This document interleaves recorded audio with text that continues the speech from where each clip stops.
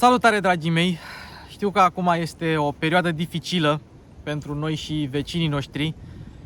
Din acest motiv o să las în descriere câteva linkuri prin care putem dona sau ajuta refugiații ce vin să găsească liniște sufletească și pace la noi în țară. Chiar dacă sunt doar în trecere către Polonia, către alte țări sau dacă rămân la noi pentru o perioadă mai lungă de timp. Asta este. Nu avem ce să facem mai mult decât să ne rugăm, să încercăm să-i ajutăm dacă vin la noi în țară. Dar astăzi o să începem clipul cu Lexus RX. Nu o să vă mai zic să dați like, share și subscribe de data asta, o faceți doar dacă vreți, pentru că avem alte lucruri pe cap. Noi, din păcate, nu avem ce să facem decât să ne continuăm viața și să sperăm că se va termina totul cât mai repede. Așa că, cu acestea fiind spuse, hai să începem cu noul Lexus RX model 2022.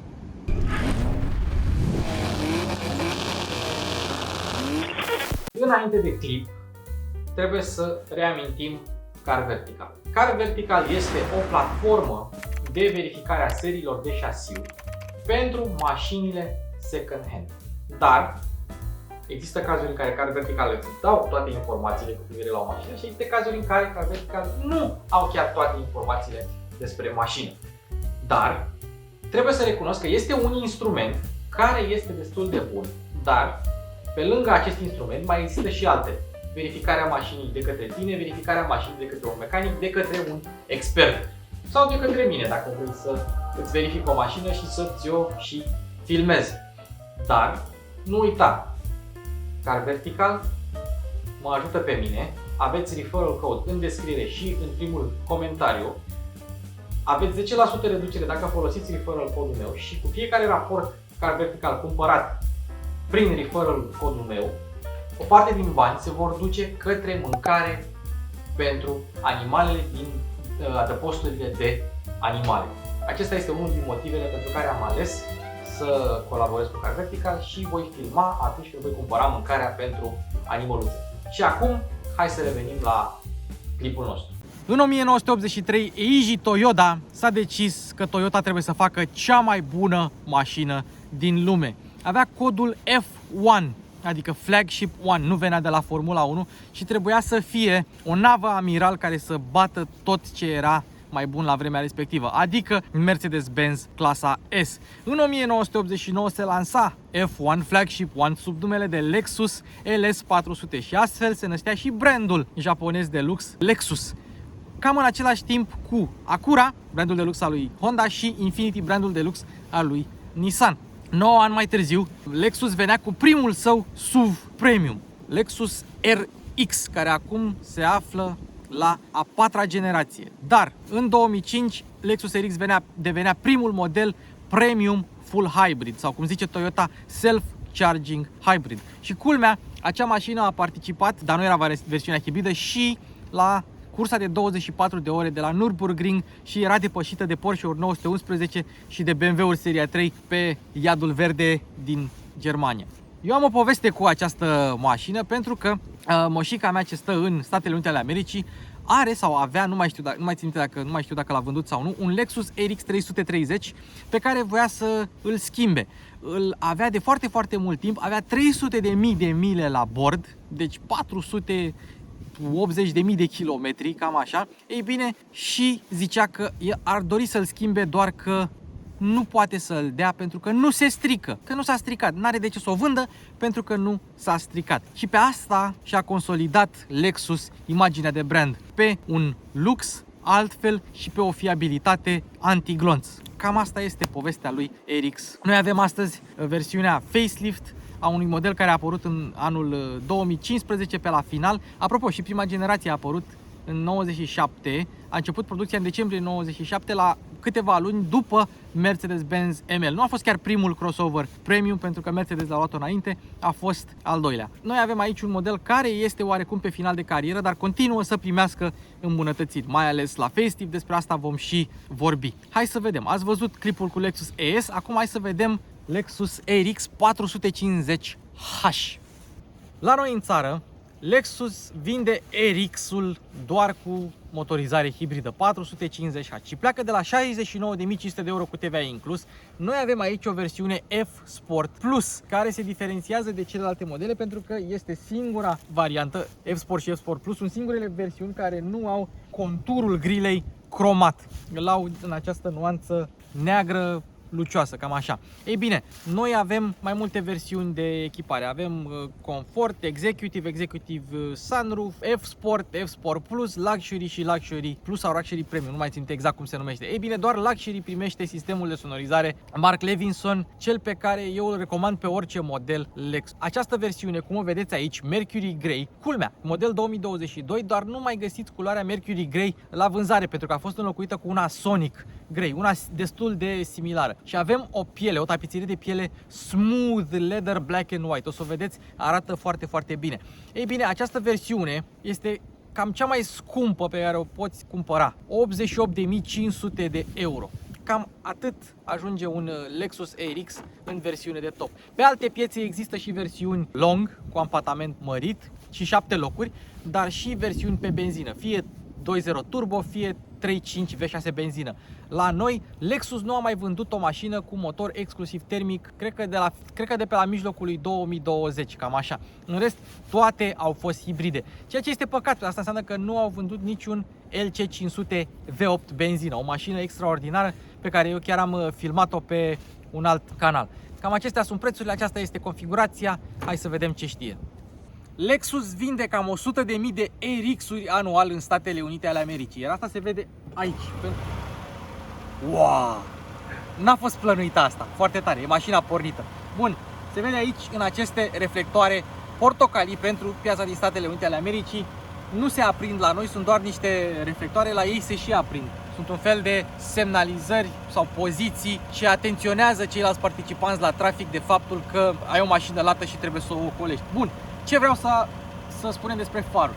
Avem luminile de zi, semnalizările dinamice și farurile Blade Scan. Sunt niște faruri Matrix LED cu vreo 24 de LED în fiecare fară. Am mai explicat asta la clipul cu Lexus ES300H.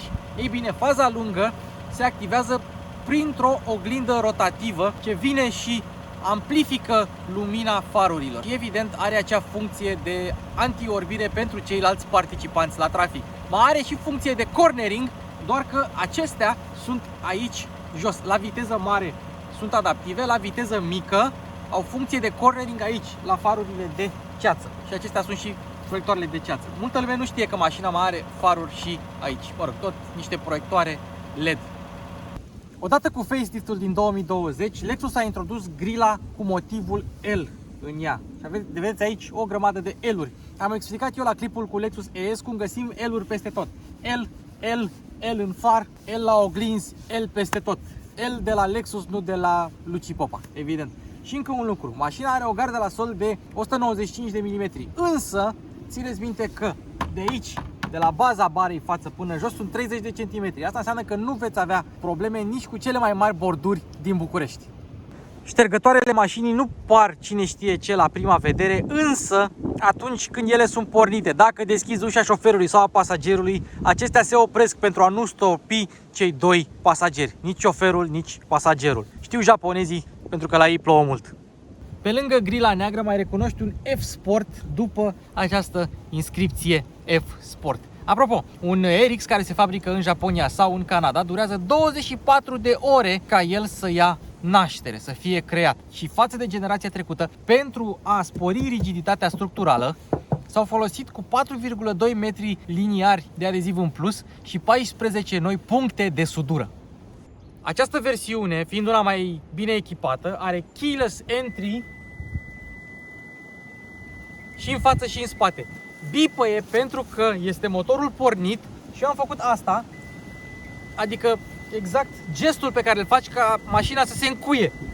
Și dacă tu deschizi ușa și după aia o închizi, ea bipăie. Bip, bip. Că asta face mașina. Mașina bipăie peste tot, ea bipăie. Alt lucru, pragurile, fiind un SUV adevărat, de fapt, ornamentele de plastic acoperă pragurile, ca tu să nu te murdărești. Și vino încoa, hai să vedem, cam așa sună mașina. Cam așa sună mașina când închizi ușa, hai. Cam așa sună. Un produs fabricat în Japan, Ichiban Tokyo Drift.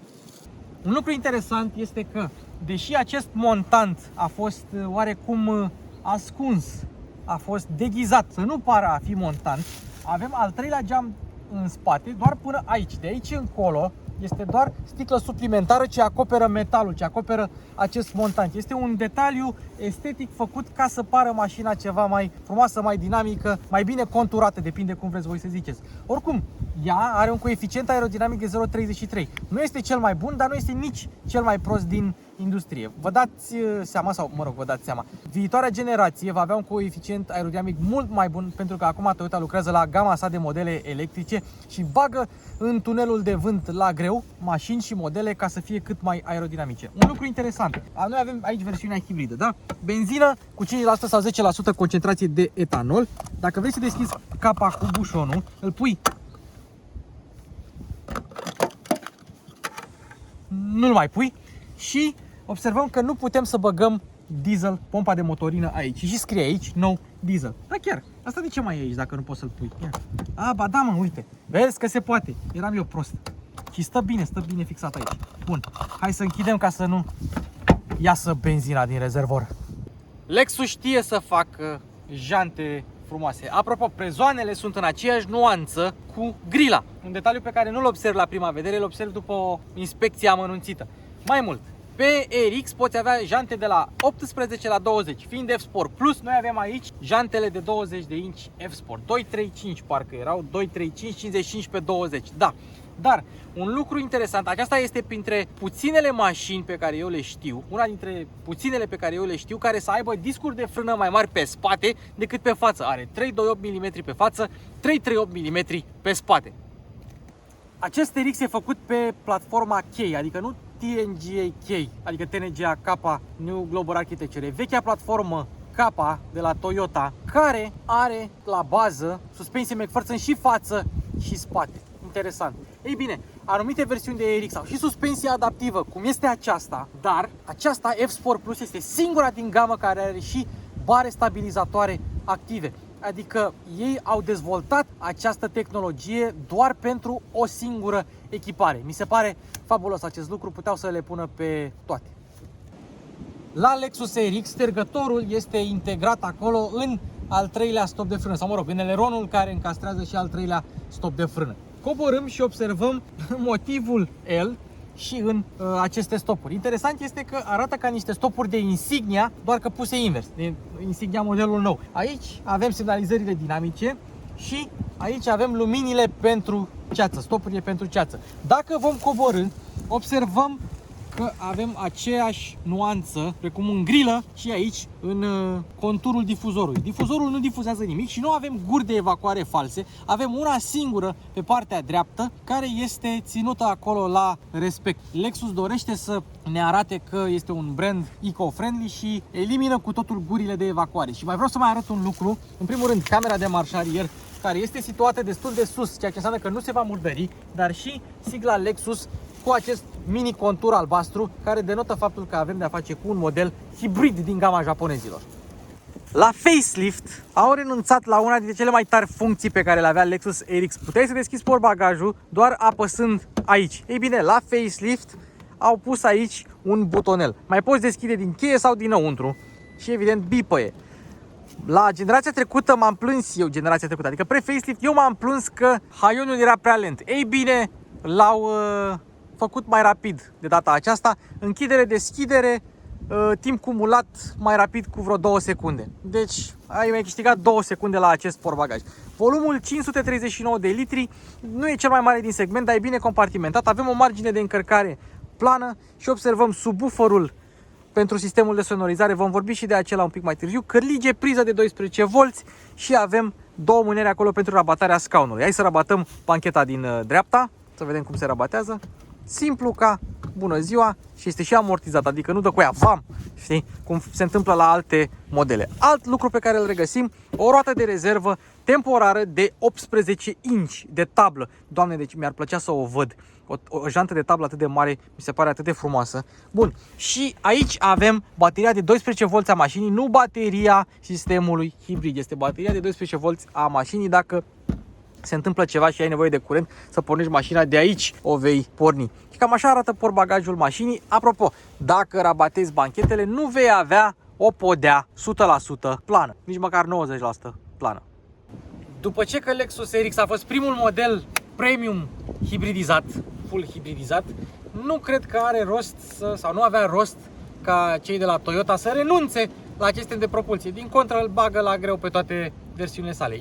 Două lucruri interesante înainte să trec la motor. 1. Avem antifonare la capotă și 2 amortizoare. La un model premium nu te-ai aștepta la altceva, dar dacă modelele Lexus hibride au conturul albastru în siglă, aici s-au zgârcit pe capota motorului și au pus o siglă de Lexus normală, chiar dacă acolo au scris Lexus Hybrid Drive. Avem motorizarea GR și nu vine de la GR, adică Gazoo Racing, cum avem de la GR Yaris.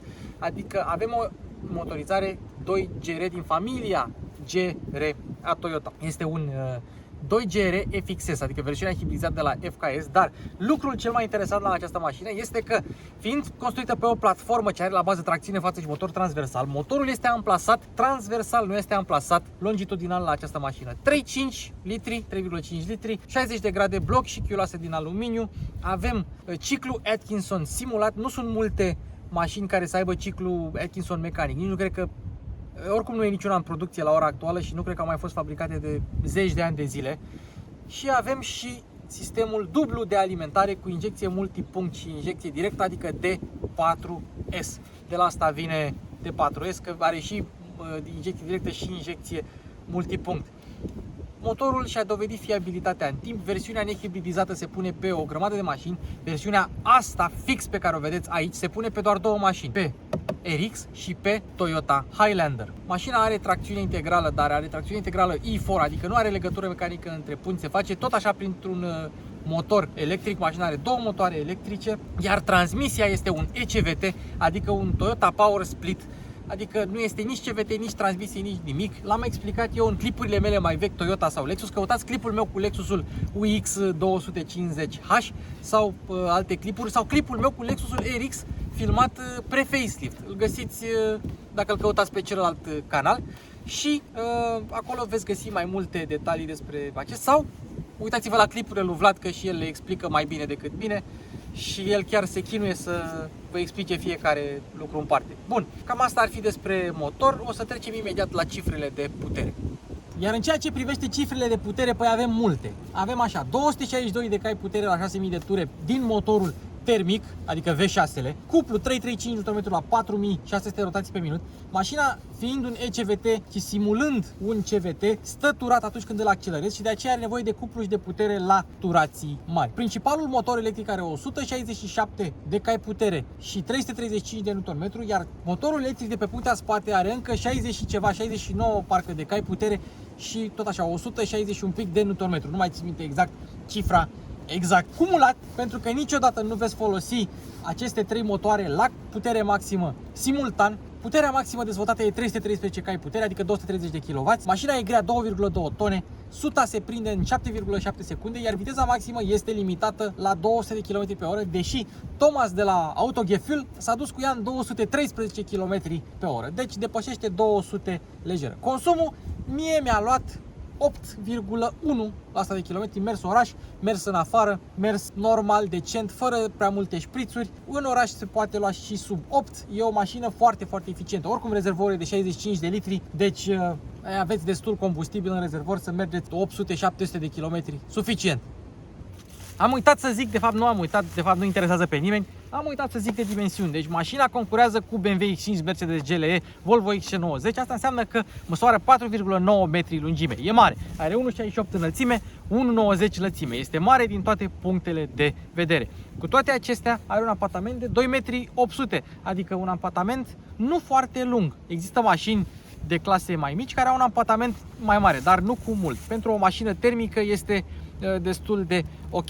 Apartamentul acesta îi dă un diametru de bracaj de 11,8 metri, adică unul foarte bun pentru dimensiunile acestei mașini. A fost testată la Euro NCAP când a apărut acum mulți ani, când a apărut ea în 2016, a obținut 5 stele la testele de siguranță. Între timp, toate sistemele active au fost îmbunătățite. Lexus Safety Systems au fost îmbunătățite în timp. Iar acum, pentru 2022, mașina recunoaște și bicicliștii ziua. nu numai noaptea, îi recunoaște și ziua. Deci Lexus updatează constant sistemele active de siguranță și o să vedeți și noi cum funcționează câteva mai târziu la proba de condus. Și garanția 6 ani, 200.000 de kilometri. Deci mașina asta peste 5 ani și 180.000 de kilometri încă va fi în garanție. Incredibil. Nu a fost testată la testurile anului. Nu știu cum s-ar descurca, nu știu. O să vedem sau nu când o fi testată. Dar mașina se comportă destul de sigur. O să vedeți la proba de condus. Versiunea F-Sport primește aceste scaune cu susținere laterală surprinzător de bună și avem combinația aceasta black and white și pielea se numește soft leather și într-adevăr pare piele naturală, cel puțin aici pe mijloc, și este destul de moale. În această versiune avem reglaje electrice multiple, dar și încălzire, ventilație. Vă arăt eu unde sunt butoanele ceva mai târziu, că sunt puse destul de ciudat, mi-a luat ceva să le caut, deși am mai mers cu RX, și memorie. Ceea ce privește fața de ușă, materialele sunt foarte bune. Nu am ciocănelul pentru că l-am uitat în Hyundai Tucson și nu l-am mai luat. Totul este moale, moale, moale, moale. Iar spațiul de depozitare de aici, buzunarul, deși nu este capitonat, se poate trage ca să ai un acces ceva mai facil. Și da, nu avem sistemul de sonorizare Mark Levinson, din păcate, pe F-Sport. Intri la interiorul lui Lexus RX și dacă nu ai contactul pus, nu îți poți seta memoria scaunului. Trebuie să pornești motorul de la acest buton albastru. Este doar pe accesorii momentan, că eu nu ajung la pedale, că e scaunul dat în spate. Apeși pe 1 și nu merge. Trebuie să pornești motorul de tot. Acum ai pornit și acum revine scaunul. E o chestie interesantă la Lexus. Dacă nu ai motorul pornit, nu se face memoria scaunului. Interesant. Scaunele sunt mai rigide decât sunt la ES și mai rigide decât la un RX cu altă echipare, dar susținerea laterală neașteptat de bună și oricum scaunele sunt confortabile. Mai mult, tetierele sunt neașteptat de confortabile, neașteptat de moi.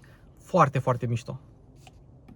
Hai să vă arăt un detaliu interesant. Treci mașina în marș arier și dacă apeși pe butonul de left, se mișcă oglinda. Însă, această oglindă, dacă tu o setezi, fie stânga, fie dreapta, dacă tu o setezi într-o poziție atunci când ai butonul de left sau right apăsat, e bine, îți ține minte. Deci, practic, ai două poziții separate pentru oglindă.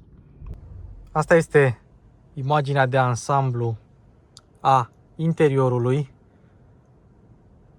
Am lăsat apa aia ca să vă arăt ceva mai târziu, dar primul lucru pe care vreau să vi-l arăt, montantul, destul de subțire și destul de înclinat. Parbrizul este foarte mare și foarte depărtat de tine, ai foarte mult bord în fața ta, nu ești aproape de parbriz. Iar asta te poate încurca puțin atunci când vrei să faci manevre, pentru că ai botul foarte lung și nu vezi chiar exact unde se termină nasul mașinii. Însă vizibilitatea este foarte bună, pentru că montantul nu este foarte gros și mai e și acest al treilea geam montat fix aici, foarte bun pentru vizibilitate. Alt lucru pe care vreau să vi-l arăt dacă toți suntem aici este head-up display-ul, care poate fi ajustat pe înălțime, pe adâncime și pe luminozitate. La momentul apariției acestei mașini, acesta era cel mai mare display head-up de pe piață. Se observă pedalierul din aluminiu și volanul cu pielea aceasta perforată, cu sături albe. Nu este nici prea gros, nici prea subțire. Ai decupaj aici în spate, decupaje moi. Ai padelele pentru regenerare și simularea schimbării de trepte, că nu schimbi nimic. Sunt mai mult padele pentru frână de motor. O să vedem la proba de condus. În rest, butoanele se simt bine, materialele sunt bune, dar un lucru care trebuie să te obișnuiești este faptul că trebuie să umbli în tabloul de bord de pe butoanele din dreapta. Dacă mergi din stânga, e bine, schimbi melodia, schimbi alte detalii ale sistemului multimedia. La fel ca la ES, avem aici un spațiu de depozitare, un buton capitonat. Mai avem acolo wireless charging în spate, un suport pentru telefon. La ES nu era cauciucat, aici este cauciucat pentru mai multă aderență. Avem două suporturi de pahare, însă, ia fiți atenți aici. Lift pentru băutura ta. Dacă ai o băutură adâncă, apeși pur și simplu. Și oricum, marginea este cauciucată pentru mai multă aderență. Toyota sau Lexus dorește ca tu să deschizi o sticlă folosind o singură mână ca să nu folosești două mâini atunci când ești la volan. Torpedoul este capitonat, amortizat, dar neiluminat. Și ca un ultim spațiu de depozitare, uite și portofelul meu de la Cosmin, de la atelierul de detailing, mai avem acest torpedou. Ce trebuie să știți aici este că aici sunt cele două USB-uri pentru conectarea mașinii la Apple CarPlay și Android Auto, plus o priză de 12 V.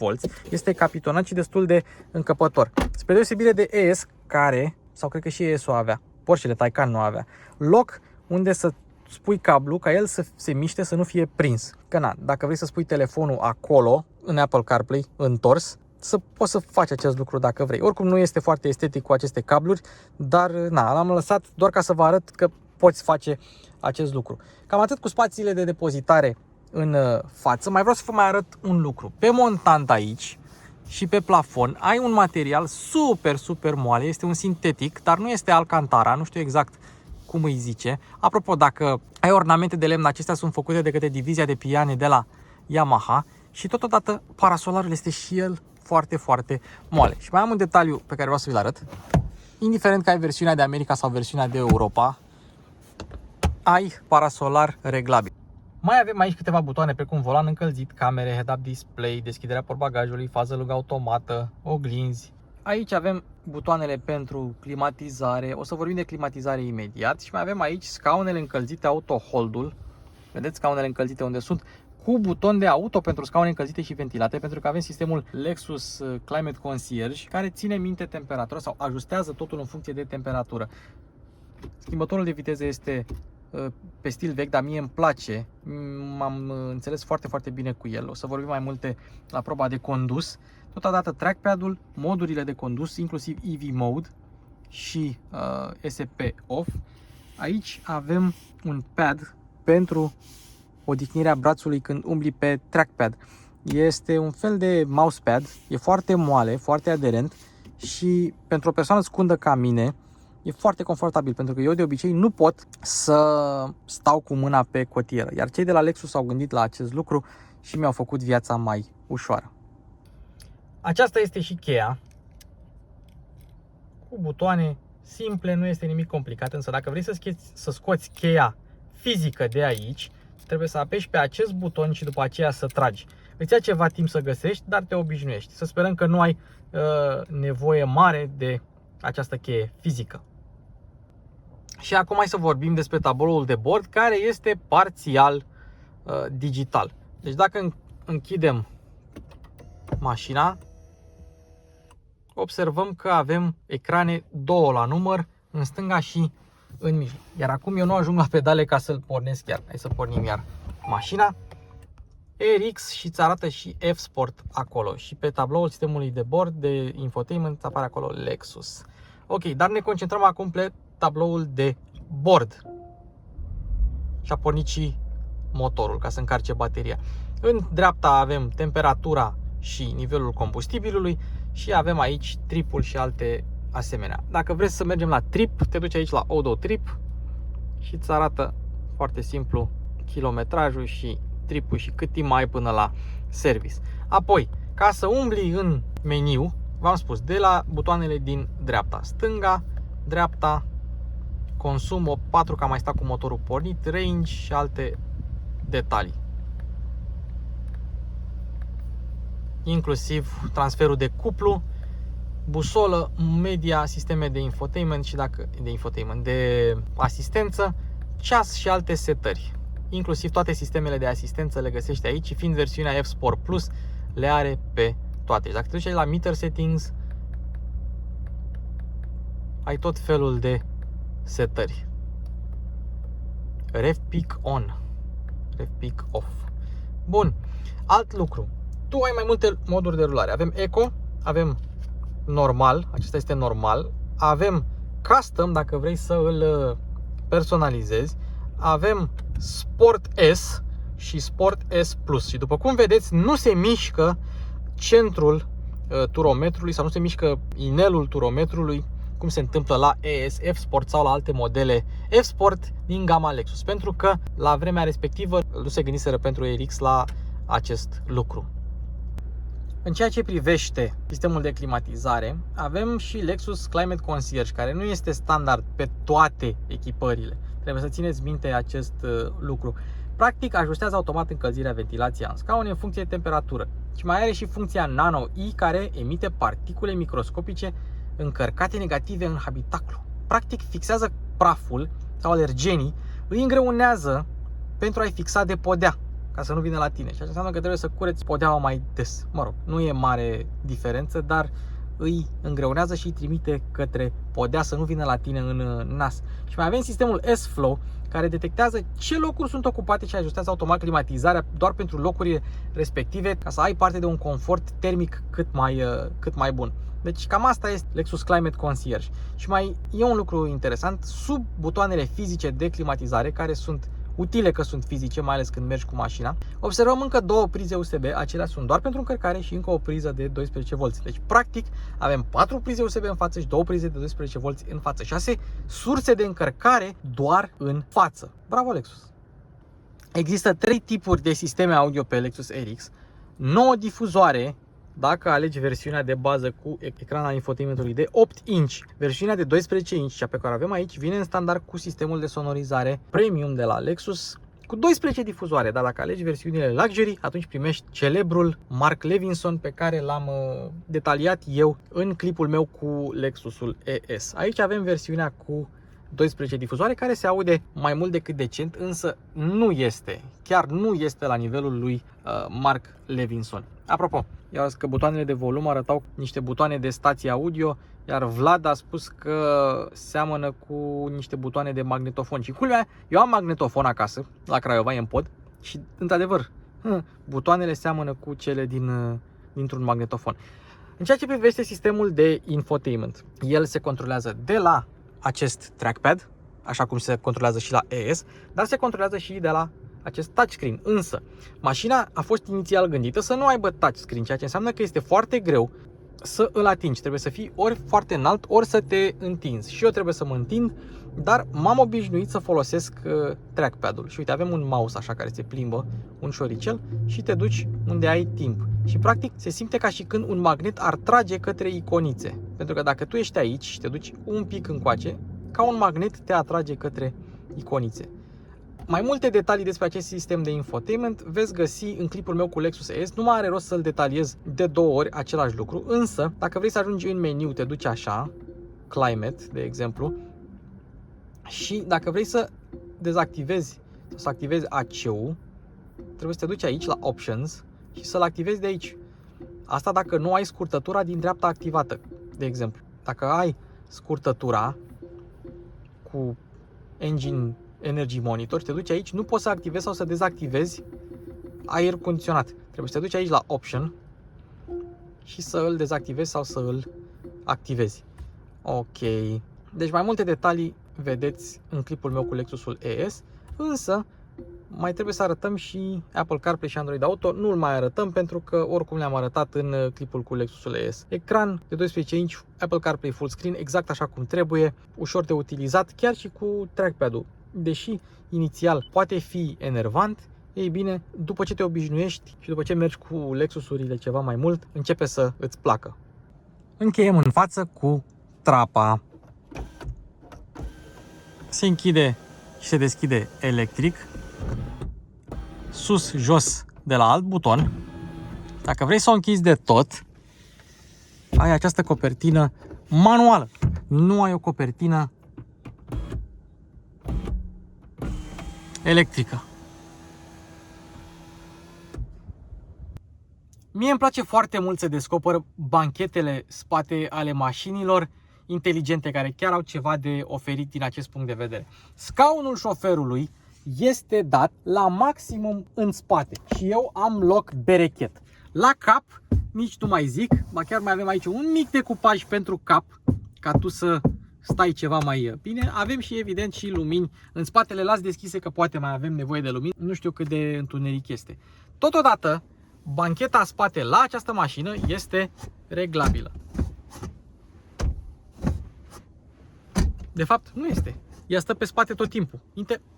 Da, interesant. mă așteptam să fie reglabilă. Deci nu poți să o ții vertical, o ții doar așa pe spate și stai.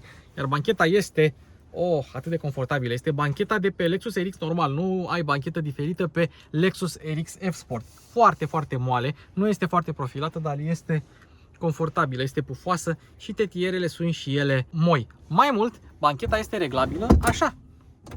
Dacă vrei mai mult spațiu pentru portbagaj. Și dacă o reglezi așa, tot nu poți. Deci trebuie să stai pe spate tot timpul. Sincer, exact cum ar trebui să fie. Stai ca într-un fotoliu, ca într-un scaun foarte confortabil.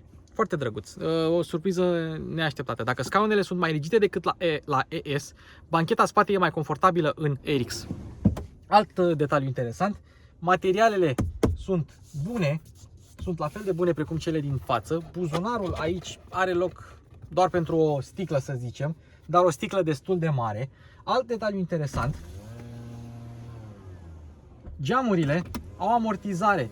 Viteza lor încetinește pe măsură ce te apropii de cursa, de capătul cursei, și dacă vrei mai multă intimitate, poți alege să ai aceste perdeluțe. Însă, țineți minte un singur lucru, acest interior negru cu plafon plonjat, exact ca la Lexus ES, tinde să creeze o atmosferă destul de întunecată aici. De exemplu, la ES, care avea interior deschis, era altfel atmosfera. Aici, atmosfera este puțin întunecată. Și mai sunt o grămadă de detalii, că nu am terminat cu ele. În primul rând, uitați aici, avem scaune încălzite și încă 2 prize USB-A, deci avem 6 prize USB în această mașină pentru 5 pasageri.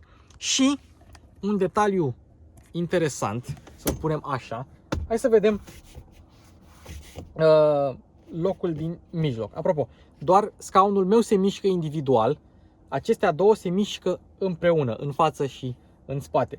Rabatăm cotiera și observăm că ea este grea, este de calitate. Avem 2 suporturi de pahare aici, însă mai avem un spațiu de depozitare aici, dar ia fiți atenți aici. Chestia asta nu stă sus.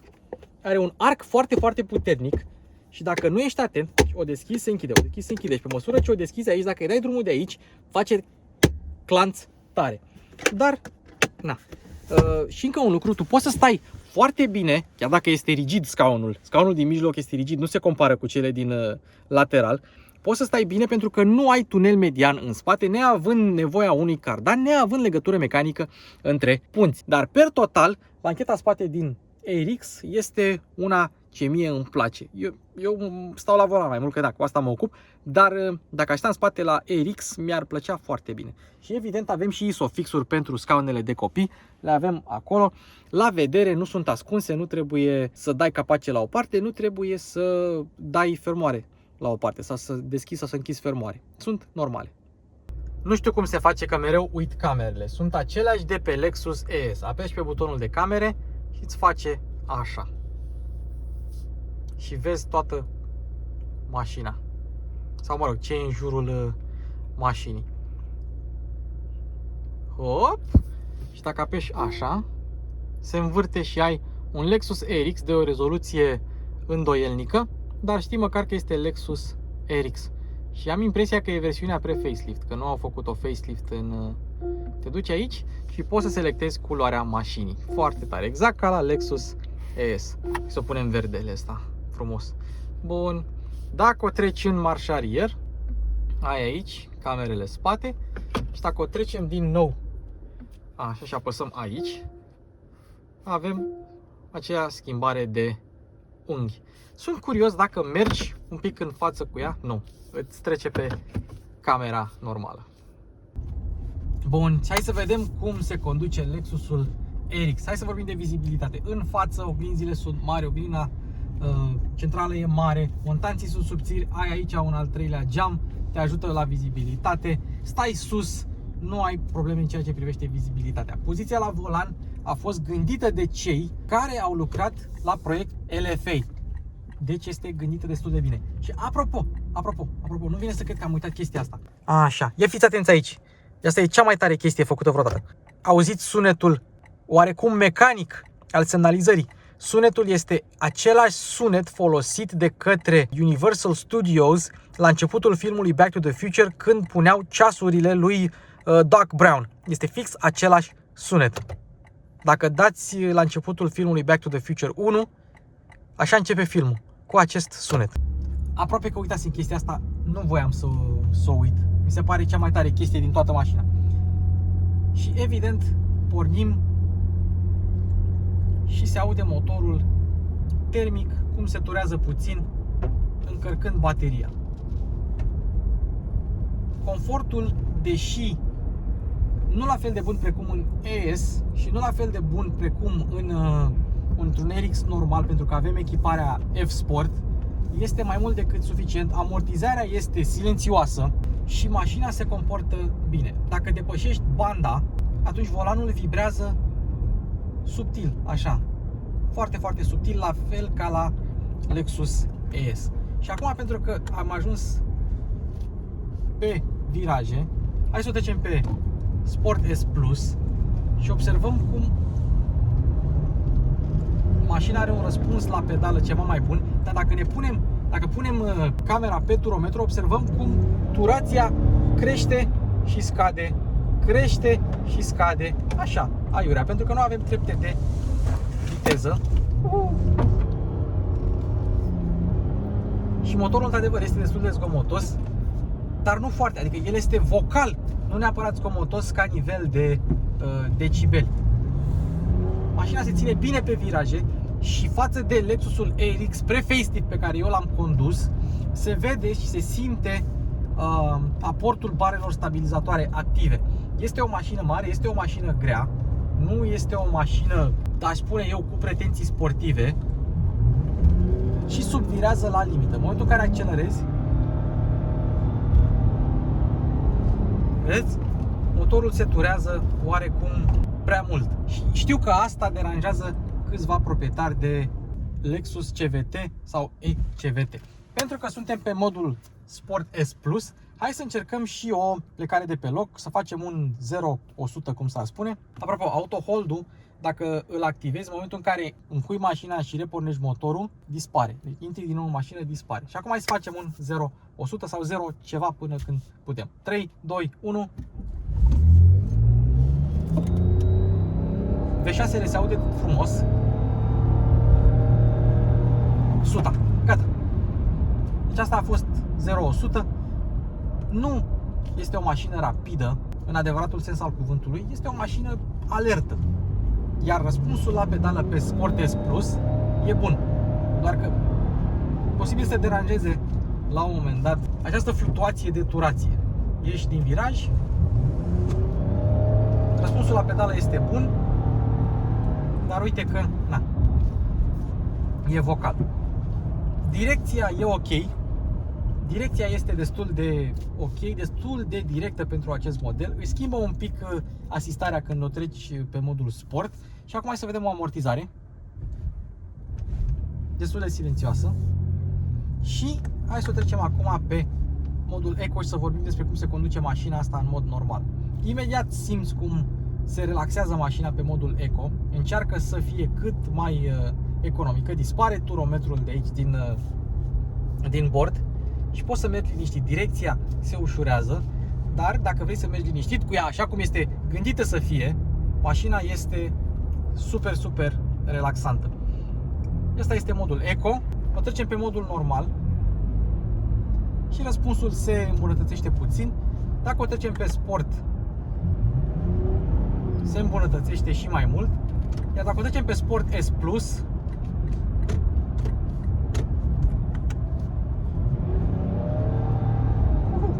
atunci mașina devine și mai alertă. Dar după părerea mea, modul Eco este cel care îi se potrivește cel mai bine mașinii. Am făcut testul cu decibelmetru și am scos așa, la 80 de km/h mers constant pe același traseu pe care am început să fac acest test cu toate mașinile prezentate pe mașini cu Luci Popa în 2022. Am scos 60,7 media și 63,4 maxim. Asta înseamnă că acesta este cel mai relaxant și cel mai bine antifonat SUV la 80 de km/h pe care l-am condus anul acesta și a doua cea mai bine antifonată mașină după Lexusul ES. Sunt sigur că există și mașini sau SUV-uri mai bine antifonate, însă nu am apucat eu să le testez pe mașini cu Luci Popa. Până acum, nivelul de confort acustic pe care îl oferă Lexusurile este foarte bun. Cu excepția faptului când, uite, hai să o lăsăm pe eco și să-i dăm un kickdown.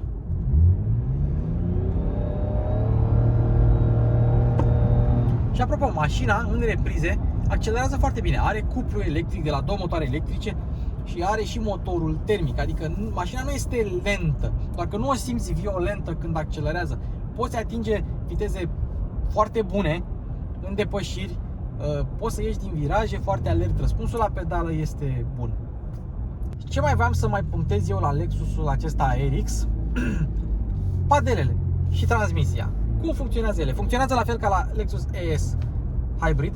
Dacă ești în modul Eco sau normal și apeși pe padelă, nu faci decât să activezi regenerarea, câteva trepte de regenerare, și dacă ești cu motorul termic pornit, să zicem, și o treci în D și faci așa, e bine, mai durează puțin motorul ca să încarce bateria și să-ți dea senzația aceasta de frână de motor pe care ea o realizează din regenerare, din frânarea regenerativă, nu din altceva.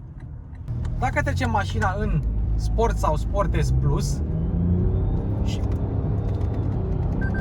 îi dăm din padele, a doua, a treia, vedeți, nu se întâmplă nimic. A patra, a cincea, a șasea, scade un pic din turație, dar în momentul în care tu ești în orice treaptă ai fi și vrei să faci o depășire, ea se turează oricum la fel. Deci nu există trepte, doar o simulare și uite, o frână de motor simulată. Se comportă absolut la fel cum se comportă și pe modul Eco. Hai să o lăsăm pe Eco și acum hai să activăm tempomatul adaptiv. Select 60 de km pe oră. Îi activăm și lane keep-ul este activat. Și acum hai să vedem cât timp durează până când... Uite, și avem o mașină în față, sunt curios dacă o să o vadă. 60 de km pe oră. A văzut mașina din față, a selectat distanța, hold steering wheel, bipăie, assist unavailable hold steering wheel. Se dezactivează după un timp, dar tempomatul încă rămâne. Și cam asta a fost prezentarea noastră la Lexus RX 450H. Apropo, sistemul acesta lane centering nu reușește să ia viraje foarte largi. Deci, per total, Lexus RX 450H F-Sport este o mașină relaxantă, gândită pentru confort, chiar și în această echipare F-Sport. Îi place să meargă liniștit, îi place să meargă relaxat, îi place să meargă economic. Nu pot să spun că îi place să meargă alert, dar este o mașină pentru cei care nu vor să rupă Nürburgring în două. Este o mașină pentru mers economic constant și aici se descurcă mai mult decât onorabil. Și acesta a fost frânarea de urgență. Aveam un Volvo pe dreapta și mi-a zis să frânez. Gata. Acum vreau să aud părerea voastră despre această mașină. Ne auzim în comentarii. Ca de obicei, like, share și subscribe. Și o să las în descriere și în comentarii niște linkuri unde putem să donăm sau putem să ajutăm refugiații ucraineni, pentru că aceste timpuri sunt ciudate. Nu mă așteptam să văd în viața mea o pandemie și un război în Europa. Noi trebuie să ne vedem de viață. Eu am fost Luci Popa. Vă mulțumesc pentru atenție. Aveți acolo un buton de join dacă vreți. Și linkurile cu donațiile le veți găsi acolo în comentarii sub butonul de like. Vă mulțumesc, vă pup, ne vedem data viitoare.